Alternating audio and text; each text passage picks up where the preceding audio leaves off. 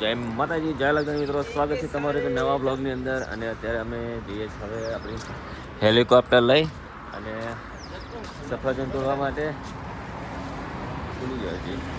અને હવે બોલો બોલો અરુણભાઈ, કેવું છે? મજામાં.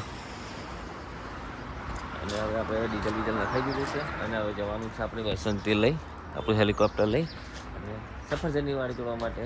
તો મિત્રો આજના બ્લોગમાં બન્યા રહેજો, કેમ કે આજે અલગ જગ્યાએ જવાનું છે ને મજા આવશે તમને બ્લોગ જોવાની. તો બ્લોગમાં બન્યા રહેજો, કંઈ જતા નહીં બ્લોગમાં. શું કહેવું હરીભાઈ તમારું?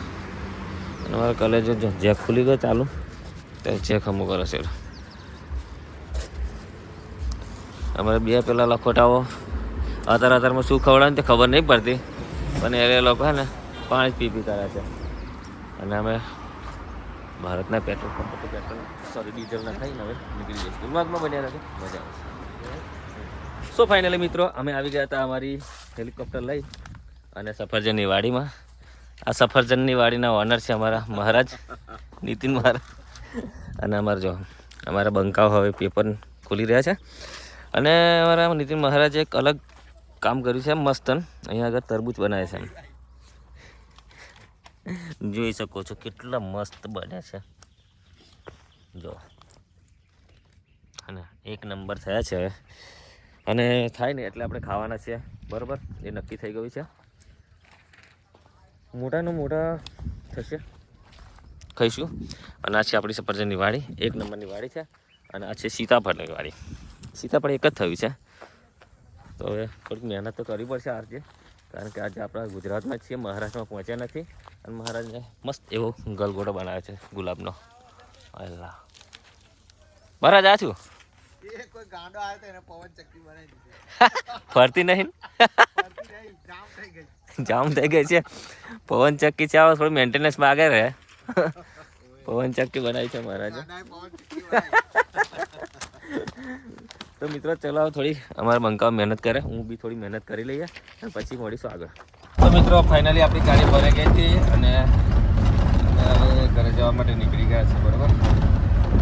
રસ્તામાં ઊભા રહ્યા, નાસ્તો વાસ્તો કરે, પણ બ્લોગ કરવાની તાકાત હતી નહીં, કારણ કે મને બી આજે શરીર એટલું બધું દુખે છે. ઘરે જાતે બી શરીર એટલું બધું દુખે છે. મજૂરો ગાડીમાં છે, અમે ગાડી ઘરે ચાલે છે. મને થોડું વધારે પડતું વાતાવરણ જોઈને આરસ આવો છે. આરસ નહીં, શરીરે બરાબર પેલું દુખે છે, મને કમર જ દુખે છે. કશું નહીં. હા, ગોળી ખાધી છે, ગોળી ખાઈ અને પછી થોડું સારું લાગે છે. તો જો આપણને સારું લાગશે, બરાબર. થોડું લોક કરી કમરનો પ્રોબ્લેમ જોયો, આટલી ગોળીઓ ખાઈ ગયો. ગોળી ખાઈ ખાઈને દિવસો કાઢવા પડે છે. અને બધા કહે છે કે તમે બહુ કમાવો છો, બહુ ભરો છો. શું કરીએ, શું કમાઈએ? તમે જો આ ગોળીઓ ખાઈ ખાઈને દિવસો કાઢીએ, મારો કરે છે, બરાબર. હવે હું કહું,